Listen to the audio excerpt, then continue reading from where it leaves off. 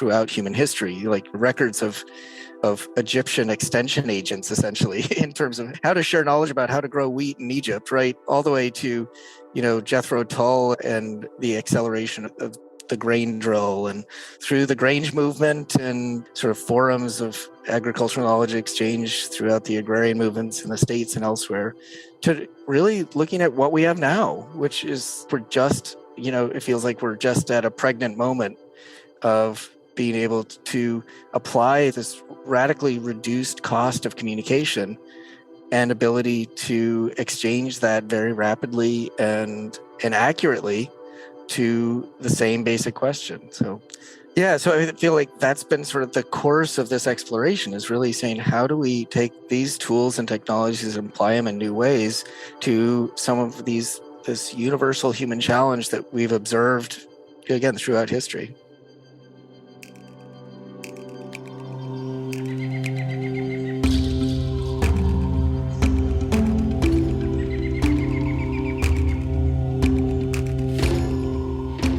Welcome to the Regenerative Real Estate Podcast, a show about human environments and how they can be used as a force for good.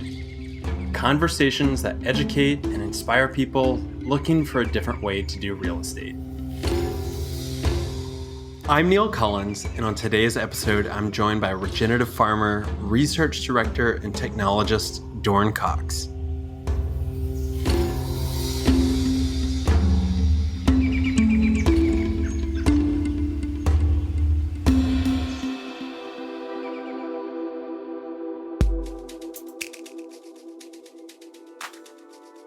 I think it's safe to say that we live in a complex and dynamic world. And almost to a fault, I can say that I gravitate towards searching for larger patterns of how things fit. The result of this sometimes leads to overwhelm and feeling that despite our best efforts, we simply aren't making much progress.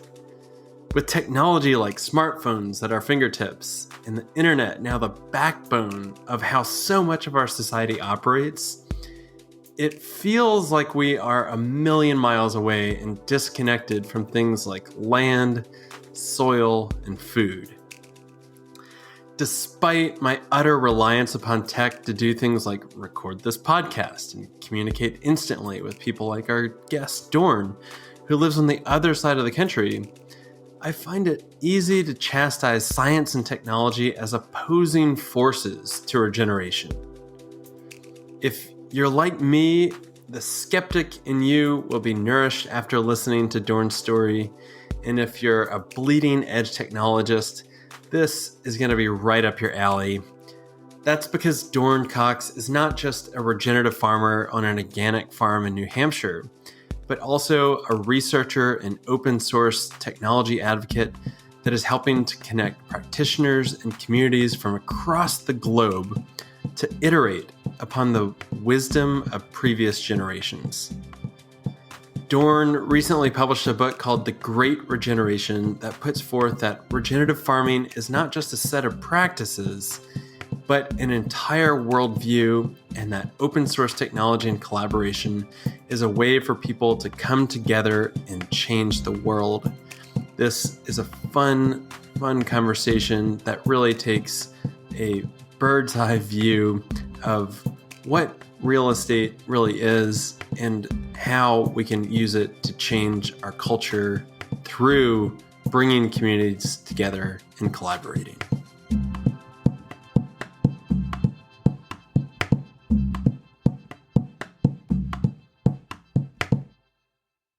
Okay, Dorn, growing up on a farm and learning the roots and the genesis of your life's work, that feels like a really gentle way to ease into this conversation. So why don't we start there? Where did you grow up? So I'm actually calling from the family homestead where I spent the vast majority of my childhood, on a small family farm just about an hour north of Boston on the New Hampshire seacoast.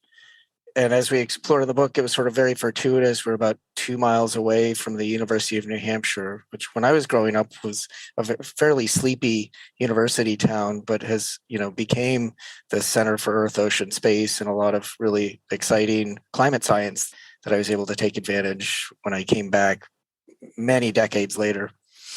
And did your parents, did they grow up being farmers? And are you in a multi-generational farming lineage?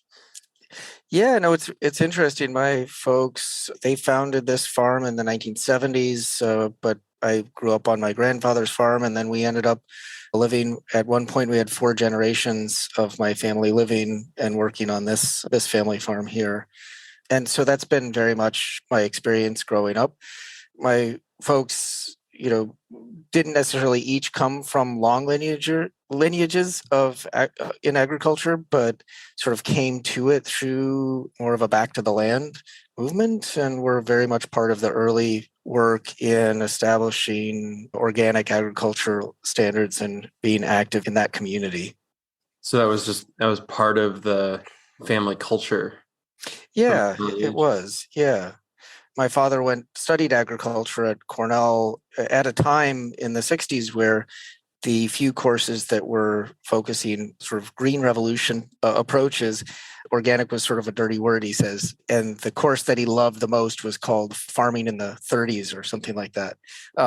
It was like pejoratively by other professors, but it was very influential to him and really set a lot of the rest of the course of his life. And Yeah. so I certainly grew up with that ethic, although, as I write about in the book, a lot of that culture was about independence and sort of the culture of rural agriculture and connections to community, and much less about what we're talking about now, which is regenerating landscapes and sort of looking at it not only from the independence and sort of the romance of agriculture, but really looking at this as a necessary global solution. So I think there's been a really interesting play between sort of how we think about organic agriculture and sort of human health and your community and independence, and the small scale and the ethics and cultural of small scale ag, and then this other interplay now that we're talking about with regenerative ag in terms of how we think about agriculture as part of a global solution to some very big problems. Yeah, but what an interesting pattern, because the Green Revolution is like, how do we feed the world? How Right. are we going to do this? Now, that went down a really crazy chemical filled off ramp that has Exactly. caused more harm than good by a long stretch. So we're having to undo it, but we're still faced with that same overarching question of how is this going to help the humanity and the planet itself? Did you sometimes that lineage, it'll skip a generation? Did you always know that you wanted to get into farming? No, it's so interesting because growing up in a university town and in the 80s and early 90s, throughout high school, being in agriculture or being associated with farming was culturally challenging as a kid. We were really looked down on as the farm kids, and so I definitely had to work through that, I guess. Although it felt culturally important within my own family, I have to say it was something that I was trying to navigate well, and I think that was pretty influential. I did follow somewhat in my parents' path, and I went to Cornell also to study agriculture, but international agriculture, which led to more technology and finance and sort of looking at sort of the very different take on it. So I think that was partly in reaction to both being really compelled by the upbringing and then trying to looking at it from a global context. Why did international agriculture take you down more of a technology route?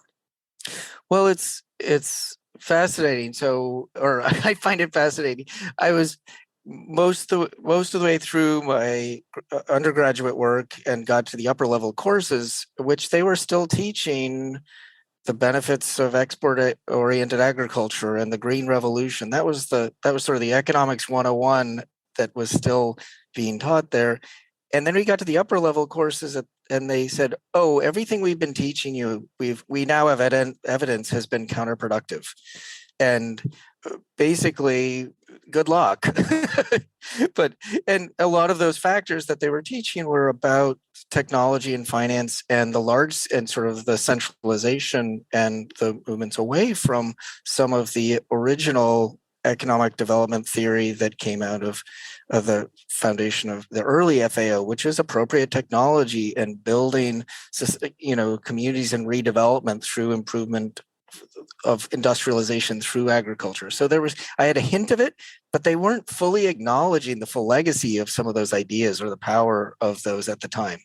And they were acknowledging that large-scale international finance and technology were really driving some of the counterproductive trends. And so my reaction to that was actually to understand it, I needed to learn more about it. So that's where I ended up going from undergrad directly into international finance and technology work for about a decade. And what's the time frame? Generally, the year. So this was right around 2000. So it was the first sort of web tech boom, and so I spent time in New York and in South America and Southeast Asia during that time frame.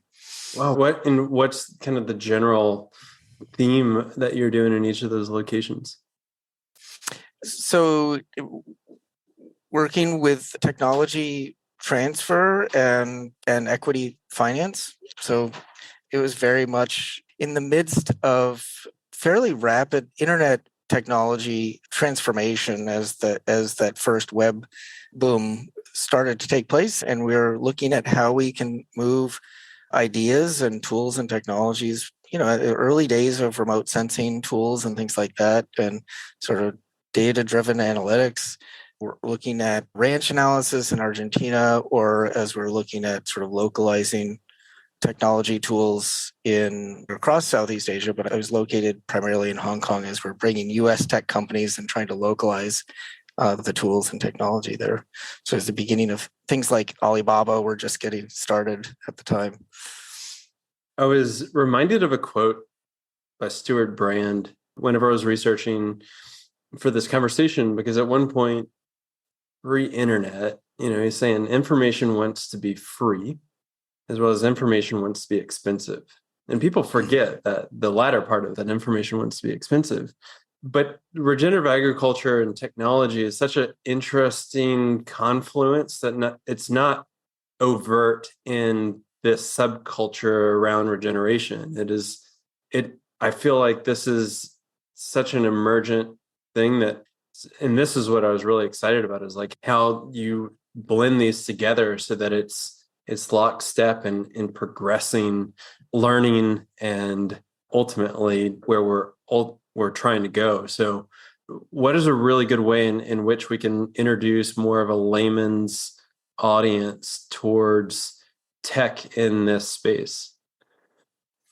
Yeah, I mean, I think when I spent that decade or so working in technology and finance, what became really clear to me was that there's so much shared infrastructure in that world where there was actually lots of agreements in terms of how to share knowledge globally and effectively to make better decisions, and how much agreement and stewardship of that was actually necessary. And it was the beginning, again, of some of the really large collaborations that made the internet work. The creation of Linux and web browsers that were free and open source that allowed so many of these other things to happen.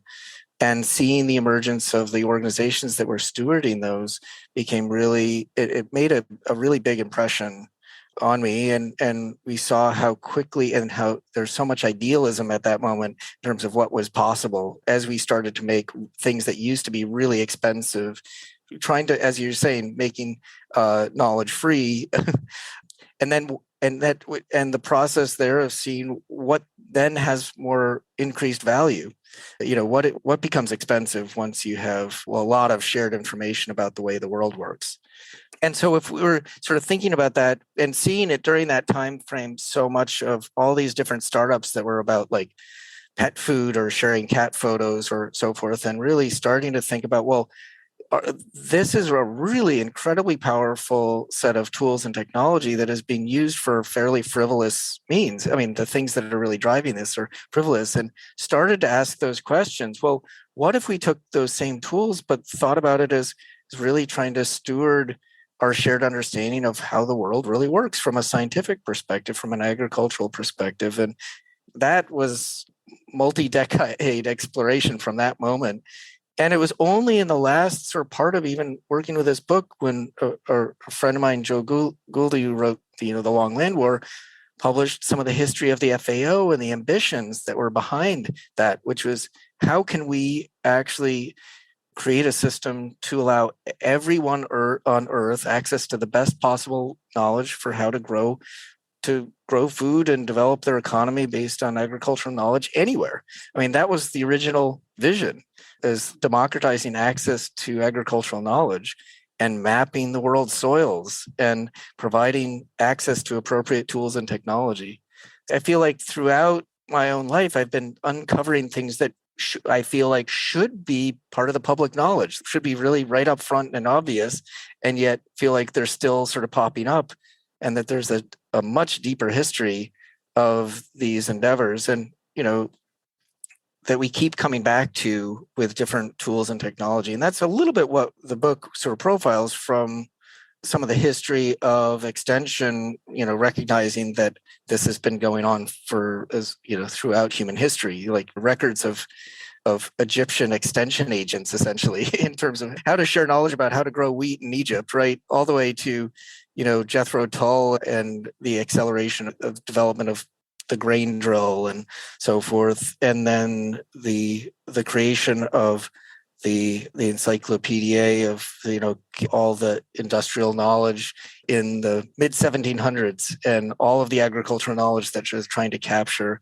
in a practical encyclopedia through the Grange movement and sort of forums of agricultural knowledge exchange throughout the agrarian movements in the States and elsewhere, to really looking at what we have now, which is it feels like we're just at a pregnant moment of being able to apply this radically reduced cost of communication and ability to exchange that very rapidly and accurately to the same basic question. So I feel like that's been sort of the course of this exploration, is really saying, how do we take these tools and technologies and apply them in new ways to some of this universal human challenge that we've observed, again, throughout history. Yeah, look at the work around Farm Hack and Farm OS, and this is the potential reality that if the internet hadn't gone towards that, everything would be expensive. And how do we monetize this? This is kind of that halcyon example of like, here's how you can tap into community-driven resources that are iterated over time. Because from my perspective, we moved to a 5-acre parcel, and I am by no means doing this at a 250-acre scale or a 2,500-acre scale. But the amount of knowledge that it takes to truly build soil, be a farmer, much less a regenerative farmer, and be able to handle all of the complexity, it will just boggle my mind. Yeah, indeed. Yeah, you can boggle your mind with managing just a few houseplants. I mean, we know all of the dynamics of the microbiome are all there in every single sort of at all scales. I mean, that's what's remarkable about this, is like the complexity that we're all comprehending really requires this large scale collaborative effort to really understand that. And I think that's the challenge and opportunity, and partly why we've gotten to the current state of conventional agriculture is really an effort to simplify, right? And to make complex systems much more simple, so that they're easier to comprehend and manage. And that's even how large research plots in universities were structured it's very expensive and hard to analyze all the different variables. So we're going to eliminate lots of variables and ask simple questions about these. And then we'll try to add those simple conclusions in to describe the whole. And what we're seeing now is we now have tools to ask more complex questions and to aggregate our knowledge to manage some of that complexity together. And the quote that I keep coming back to is the Howard Buffett quote about everybody has 40 seasons to learn, or, I'm paraphrasing, but every farmer or land steward has about 40 seasons in their lifetime in which they can learn. But if we have 1,000 farms, we're looking at 40,000 years of collective, learning. And that's really that's the equation that we're looking at. And it applies at all scales. And I think from a personal perspective on our own farm, I'm learning something from my own observations, but there are very few things that we implement on our farm that weren't informed by large scale open source or ideas that were sort of pulled from this larger community. Like you said, Farm Hack came out of that desires. Like how do we share the tools and technology for a system that isn't yet supported, for the new conventional agriculture that we want to see, the new conventional regenerative ag, as that becomes the standard for how we do things. It's much more knowledge intensive, as you said. We're substituting inputs, we're substituting our understanding of biology for those purchased inputs. So that's, again, the point that is in a big part of the book is the idea of a knowledge utility. Like, how do we create the system by which we can get the knowledge we need to make those decisions in that complex system? That's the foundation. Dorn, let's ground it in some just real world examples of how you see this technology and farmers being able to really leverage it. I particularly think about this massive shift that we've had where something like 98% of our population was tied to the land in some form or fashion of growing their own food and produce, to now it's under 2%. We had a great guest on in your neck of the woods, Drew Dumpsch, that runs the Ecology School. And he's coming at this from how do we help educate young kids handle complexity through ecological training. Yeah. But now you're coming in with, this complexity lives in technology. The farmers, some of the best regenerative farmers that I know, it's almost like they're averse to technology in the computer sense. I mean, all of this, like regenerative agriculture is technology. This is all thinking technology, but what are ways in which, or examples that you really like to give of how people are really using these tools that you've developed on the web? Yeah, and I want to make the case here that the objective of the tools that we're using in regenerative agriculture are not just the physical tools, the high-tech tools like precision planting. Those are sort of the tools that take action, but so much of this is really about our ability to observe and to analyze and to make decisions. And all of those, in fact, with enough time can be culturally assimilated so that the actual underlying, the high-tech, the silicon part of it becomes culturally engaged. And once we understand and can observe our natural system and can share that through cultural rituals or oral tradition, all of those things can actually substitute for the high-tech observation and satellite imagery and detailed analytics. But it's really looking at how do we use the current toolkit that we have to help make that cultural transformation. But there are really specific examples, I think, of hardware that, in my mind, sort of embodies the collection of all these things together. And when Rodale Institute introduced or made their roller crimper design open source, that to me was sort of symbolic of a lot of these pieces coming together.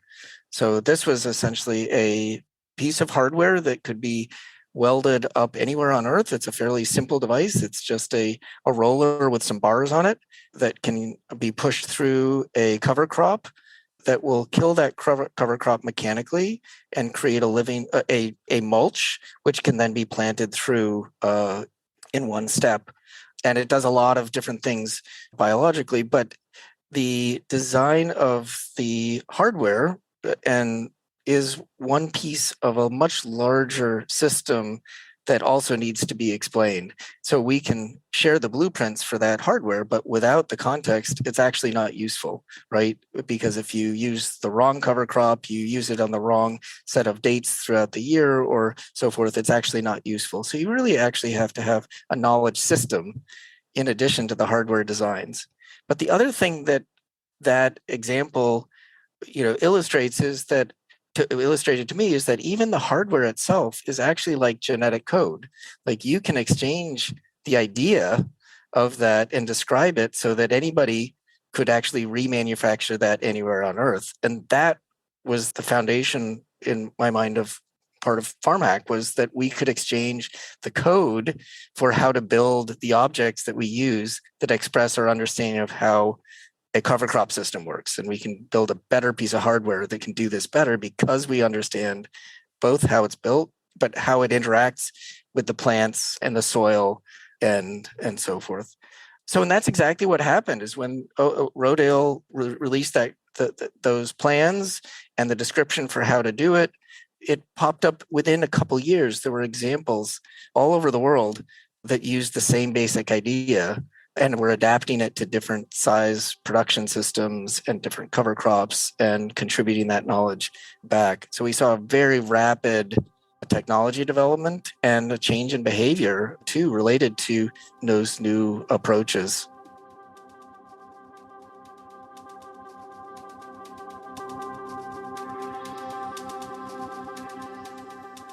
Before we get back into this episode, I want to share an exciting announcement about a very special opportunity to gather with some of the country's most innovative and pioneering professionals that are helping to grow the field of regenerative real estate. At the end of this summer, we are hosting the second annual Regenerative Real Estate Gathering that will be held outside of Portland, Maine at the Riverbend Farm. This year, our theme is from ownership to stewardship. And not only will attendees get a chance to hear from incredible speakers and organizations doing work around ecological resilience, inclusive real estate development, regenerative design, and advanced sustainable practices, but it is also an opportunity to connect, unwind, and play.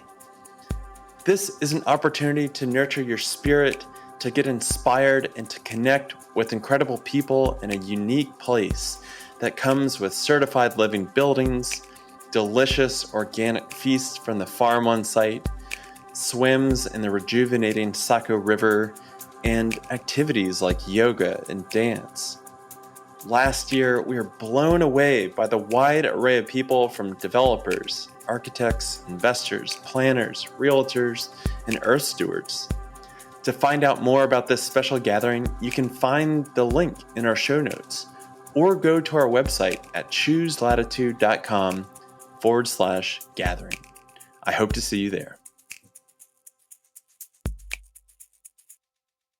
How do you think that sharing of information works where people are saying, the solutions are so contextualized within a particular place, that place is unique, the conditions, the environment. How does the transfer of that knowledge across the globe? I mean, we can be talking with people in Southeast Asia about something that's going on in New Hampshire, but do you see that as working together, or how does that fit in your mental model? Yeah, I mean, I think that's the potential, right? The great challenge and opportunity is to be able to share what's similar in New Hampshire with somebody in Argentina or in California or in Vietnam. But that's exactly what we've seen happen, is that there's part of agriculture that's incredibly place-based, as you said, right? It's unique in terms of its climate and its soils, its economic or social culture or context. But there's also the part of agriculture that's totally universal.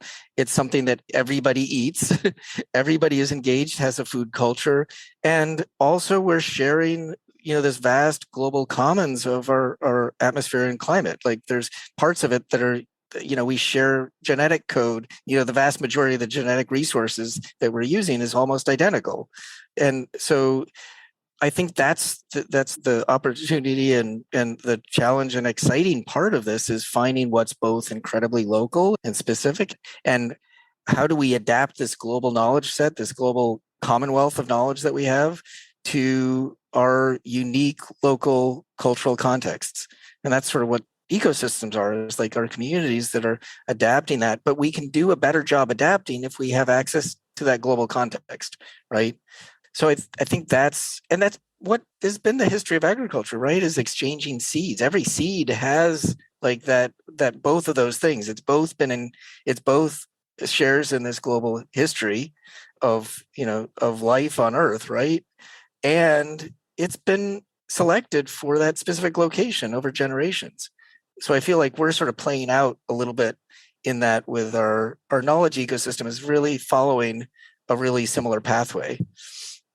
Let's go down this wormhole a little bit deeper into there's a lot of really interesting work going on around like satellites and remote sensing and the ability to use that towards climate solutions to monitor ecosystems. I don't keep a close beat on this. I had a guest named Gregory Landaway with the Regen Network. Oh, I know Craig really well. Yeah. Another person, I'm like, I need to go back and re-listen to this a couple times as I'm not quite understanding everything that you're talking about. But I love the coming adjacent to understanding what's going on there. And you seem like a really good person that might be following and tracking in the heart of that community. Where do you see these things going? Well, and in the book, I talk a little bit about sort of the democratization of the imagery of our landscape, right? So, and, we know that when the first satellite, there you have the iconic images of the Earth that sort of said, hey, we can take a view of all of our work in its entirety within the context of that pale blue dot, right? And we're part of the universe in this, like this little speck of life that gives us context in terms of what we're stewarding and what's unique, and that we're, from that perspective, I think we're stewarding life in a vacuum, right? Where everything else is trying to tear down life. We have this unique perspective as humans to be able to comprehend that. And that was the purview of large scale collaborative science that put satellites up to be able to take those first images, to put the first balloons and aerial imagery with not only the satellites but airplanes. But with one of the transformative experiences that I talk about in the book is working with an organization called the Public Laboratory, who started trying to document the Gulf oil spill, and they couldn't get satellite imagery for it, but they were trying to, how do we create a public record of what happened here?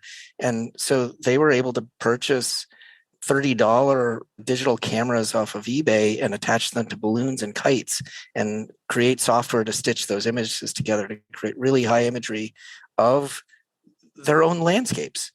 And so I came across this group, and they were really fascinated about what this might mean for agriculture. And I was seeing dramatic changes in some of the research plots we were doing on our own farm and other farms. I said, what?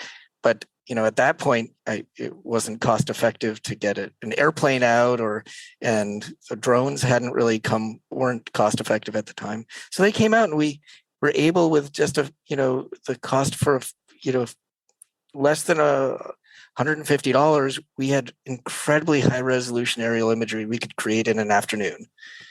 And that's a transformative experience, a human experience, I think, because what that does when you start to elevate your perspective, I mean, quite literally, you can see your role in the landscape from above in sort of that third person view and give it context. So we can see not just what you're doing, but you can see again how it fits into this broader landscape. And that is at least for me, was a powerful storytelling moment, a transformation, a personal transformation, but also really changed how I thought about the work that we're doing in agriculture. So that to me is sort of, you take that idea and you extend it across a larger landscape, across larger collaborations, and it gives us, I think, a shared sense of the role of agriculture and our land as land stewards, and how we document the change of our time. We can see both, and I sort of talk about this as like these tools that we've used to document the earth have sort of come along right at the same moment as a lot of the tools that have been accelerating the extraction of resources on Earth. So we've mostly used them to monitor we call sort of the great acceleration, or is this great extraction of and degradation of so many of the Earth's resources. But those same tools, as we've seen, the costs of observation and understanding have gone down, follow this incredibly, this path, this sort of Moore's law, this incredible reduction in the cost of observation. We can use those now to tell a different story. So that's the hope in this equation. The counter side is if we don't do that, if we don't control these tools and technology for this purpose, we know what the outcome is. It's what we're going to have more of the same. So it's the do nothing approach isn't really an option in my view. It's really how do we take agency and control of these tools, and this can apply to AI, satellite imagery. All of these tools have the potential to be abused and will be abused unless we create a system in which they're designed not to do that. Yeah, this is the crux, right? Of science has been used in such a reductionist way that has exploited and degraded. And I think this is why so many people are compelled to Robin Wall Kimmerer's work too, around breeding sweetgrass and how do you blend science with traditional knowledge. And I love that example of seeing the planet from outer space, like the collective effort that you're talking about to get into space was truly an extraordinary feat. And I heard a recording of one of the Apollo 9 astronauts that was talking about, you went up and they're circling the globe every hour and a half. And they were up there for 10 days. And for the first 5 days, they're just running off on their checklist, making sure everything is done.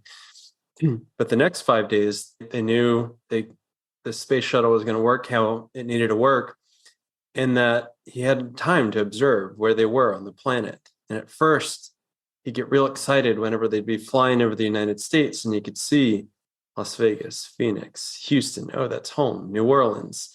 And then they'd fly over the Atlantic and get to the North Africa, and he'd light up again whenever he'd see LA, Houston, Phoenix, and all that. And he said by the time they've circled the globe, thousands of times, that it was all these imaginary lines just melted away. And he got just as excited flying over the Mediterranean in North Africa that he was flying over home where Houston was. And so these same scientific tools are these instruments to affect our relationship to our place and how we can derive at stewardship being the ultimate act of reciprocity that I love that you keep coming to using that word intentionally of stewardship. Yeah, well, here's an interesting question of where do you think if things were to go right, what's the direction that where do we really need to be galvanizing our efforts right now, and the biggest levers that you think that we can be pulling on?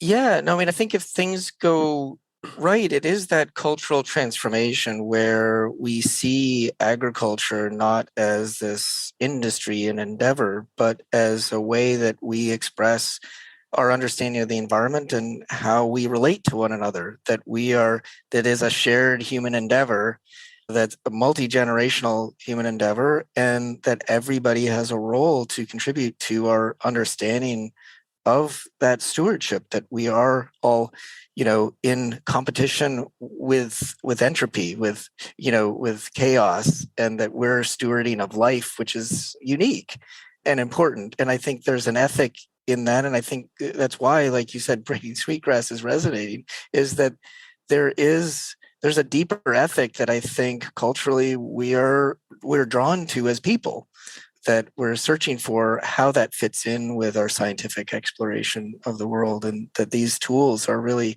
a way to start to bridge some of those boundaries and tell that story. So much of what we're finding in terms of the way fungal networks work and the microbiome are consistent. It's an emotional experience to be able to start to tell those stories in depth. But so I think the hopeful story here is that we do create a cultural transformation that is about these data-driven stories of conservation and stewardship. And we are able to share what works and the way life works and take joy in both the complexity of it, but also the incredible sort of simplicity in some ways, because it's the process that created a livable planet in the first place. It's happening with or without us. We have this incredible privilege of observing it and participating in it and tweaking it, right? And that's the story, is like what, and the hope too is, again, that at agriculture we've talked about, again, the extraction, but because we can comprehend this, we have an opportunity to improve it. Like the quote about growing, two blades of grass where one grew before. Like, we can do that. We can, instead of decreasing biodiversity, we have the capacity to increase it, to be beneficial organisms on the landscape. That's the story, right?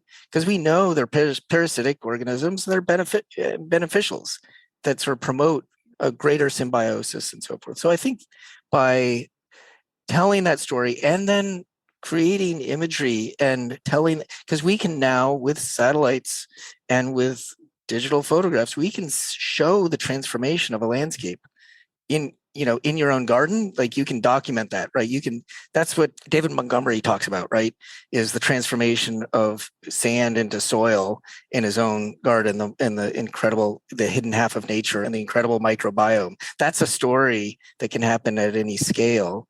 And we can observe that and have cultural exchange. I mean, this is sort of such a rich sort of part of our human experience. If we can sort of embrace that, that's really exciting. And then, of course, we can do it at a landscape level. We can take a satellite imagery and say the change in how much photosynthesis happened on this watershed from this year to 20 years out. We can document that. We can tell that story and track our progress and celebrate that as well. So I think that's sort of the hopeful potential that I see that we have.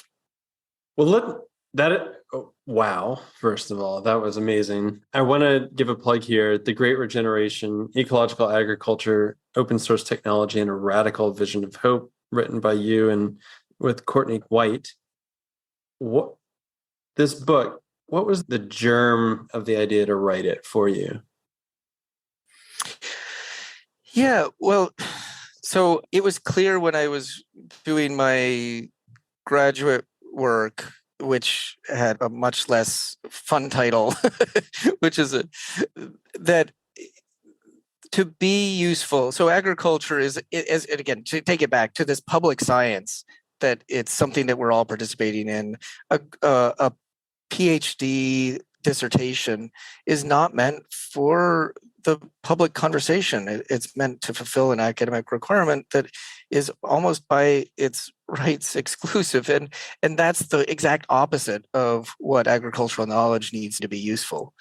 And I felt very stuck throughout my life, really. I felt like the way education works is to make it increasingly exclusive as opposed to increasingly accessible. Mm-hmm. And so it felt like almost a personal sort of, I'm going to search for the right word. It's an obligation. It's a sense of duty to be finding ways to share in this exploration, because unlike maybe, say, astrophysics, or I don't want to pull out anybody, but in order to be useful, agricultural knowledge has to be applied. Like, it doesn't do any good to have one person or two people who have all the answers, because they're not the ones who are going to actually do the work on the ground. It actually has to be transformed into practice.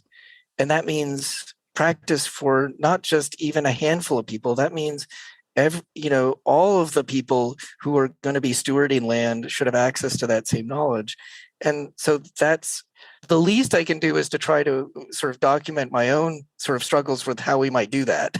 So I feel like this book was sort of that step, but that's really sort of the larger effort. It's really this question and invitation to have that conversation with others about how we can best share that mission together. And so the book came out of some of these conversations with Courtney White, and it wasn't going to happen without collaboration even on that. And so even the book itself was sort of a collaborative effort to really make sure that we can sort of document a part of the story.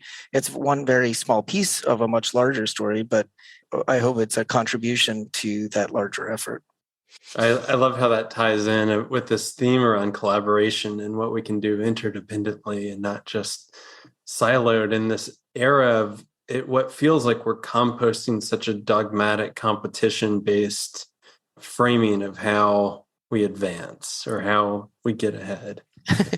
Well, I don't know if you had Gregory from Landway from Regen Network on. I don't know if he used the quote, but I put it in the book that I love. He'll say, "We need to out collaborate the competition." Which I think it just has a lot of layers to it. But yeah.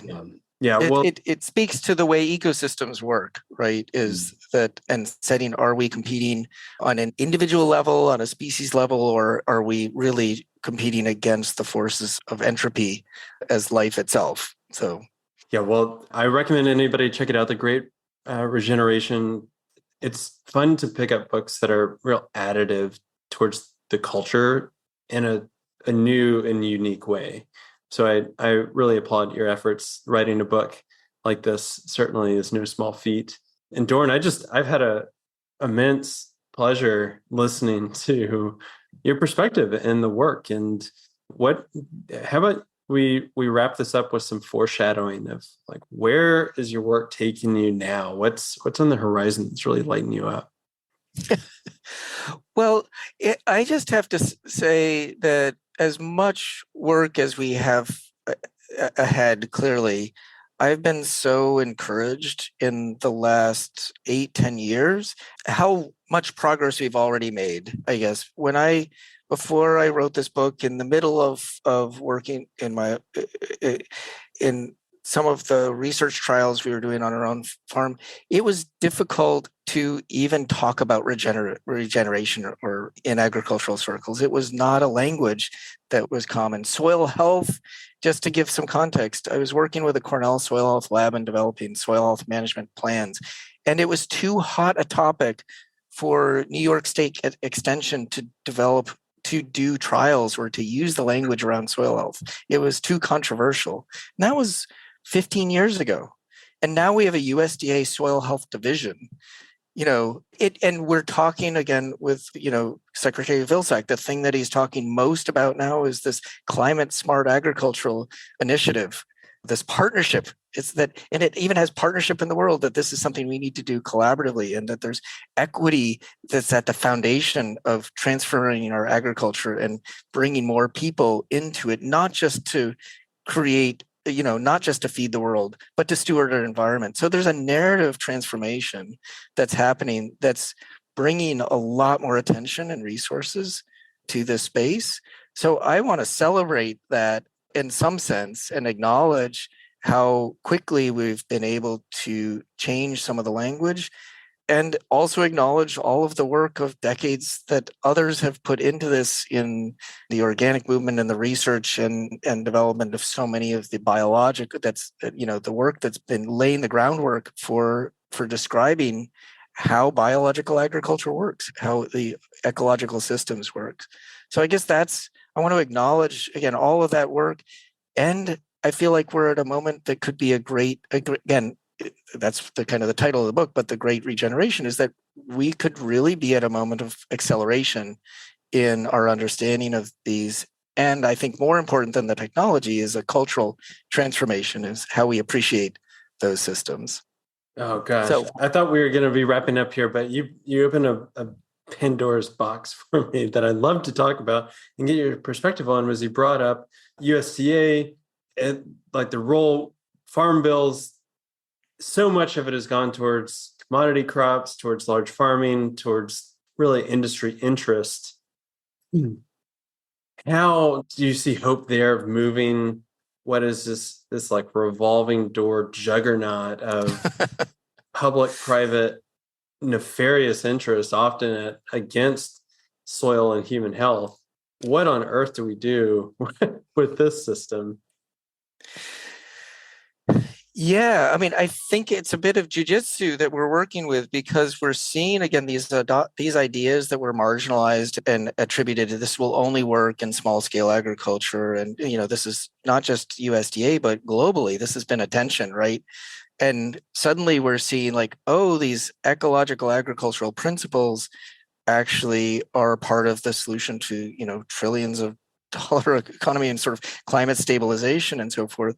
And so this is our again an incredibly tense moment in some sense of how do we look at both the biological principles but the cultural principles that are embedded within those that we can't lose in order to do this well, right? And see people again as the solution on the landscape to actually implement this in greater numbers, linking urban and rural populations to create and document this transformation, because it isn't just about a lot of the greatest benefit that we can create in this diversity isn't going to be done by large scale automation. It's going to be by documenting and creating knowledge to transform these cultural communities and ecosystems and creating health in the landscape. That requires new people engaged in telling those stories and documenting it and providing the knowledge and so forth. So I think we're still sort of coming to terms, I think, with in the environmental, in the ecosystem service market world, they talk about measurement, reporting, and verification. But what that really is observation and creating documenting this change over time of the landscapes that we're seeing. That's, yes, you can do it with remote sensing, but to really gain the knowledge of what happened where requires people who understand what happened on that landscape and to be engaged in it. So I think there's a huge tension right now with some of the largest food companies in the world wanting to promote this idea and really struggling with how do you actually do that in and how do we hold all of us into account and create a system that doesn't create a new extractive commodity out of this.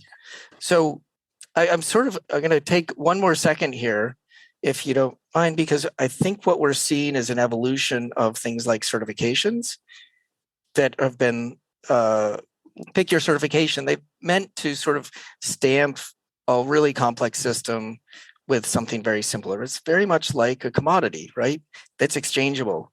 What we have now is the opportunity to actually decommoditize our transactions and talk about the nuance and what's important about how the landscape is stewarded, the social context, the environmental context in which food is produced, but food, fiber, and energy, all of the things that come out of the landscape, and create a new way of talking about that. And I think that's what we're getting at, even with the big USDA partnership for climate smart commodities. Even within that, it's still requiring us to document this transformation. And it remains to be seen how that actually plays out. But we have the opportunity through this process to transform that conversation. That's hopeful. And because you keep hitting on this word cultural transformation, which is so critical to underscore, I think, because while the narrative is not as overt of get big or get out, we're still so capital seeking in that, or rent maximizing, that right now financial capital is still the auger that drives so many different decisions, and it wants to just create more capital. That's sometimes very antithetical towards how do we go smaller scale with more people with higher observation. And this is that real tension of, is the General Mills of the world that are going to be claiming to do regenerative agriculture, can they actually do it? And what do we need to do? And what I would say, sort of this, when I sort of skipped over that for this jujitsu, is essentially how can we have these large players that need to do this in the current paradigm build the infrastructure that we need to also create that transformation? and create the same tools that work at all scales.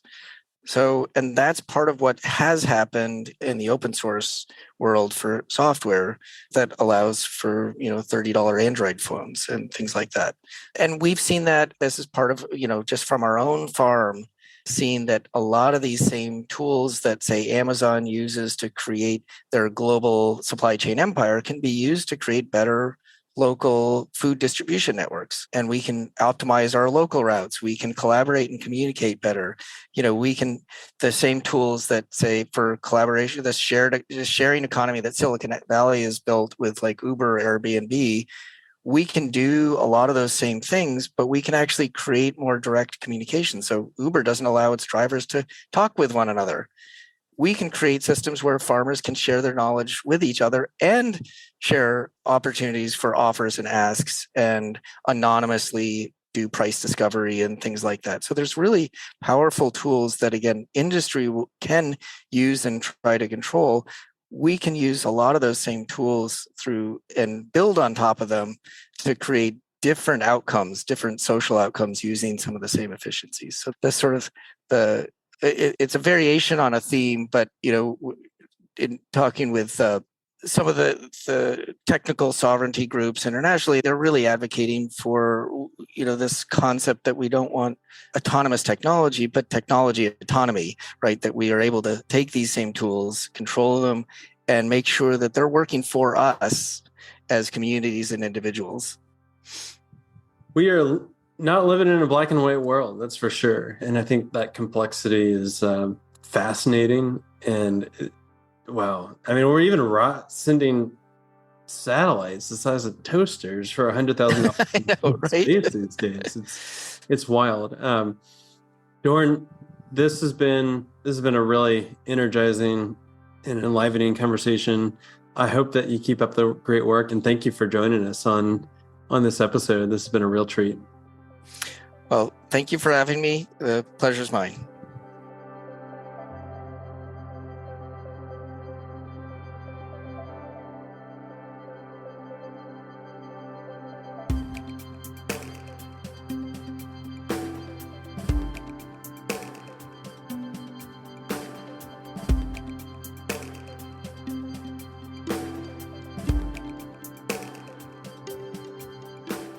If you want to follow our work at Latitude, you can follow us on Instagram at latitude.regenerative.re, and mine is at I am Neil Collins.